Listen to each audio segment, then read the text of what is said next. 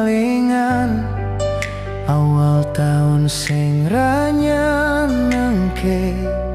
Kabeh rencana remuk sakedipan mripat wae.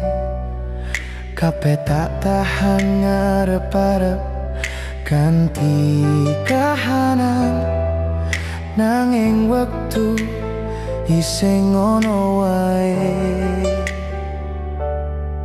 Nangis mesem campur dadi siji,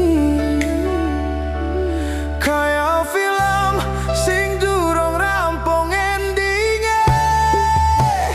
Akhir tahun wis tekan maneh, sasi kepungkur mung isine ngelus dodol wae. Muga-muga tahun anyar paringi berkah rejeki, susah lara ilang kabeh, amin Gusti.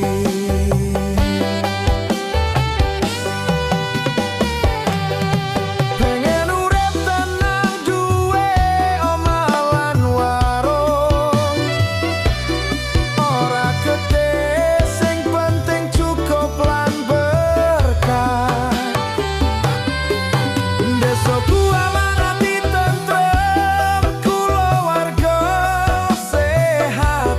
Bismillah kanggo urip anyar sing luwih cerah.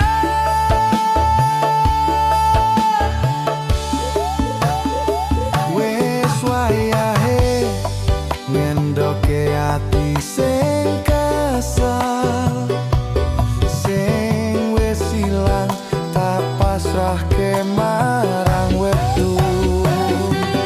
Sing isih ono tak syukuri kabeh sing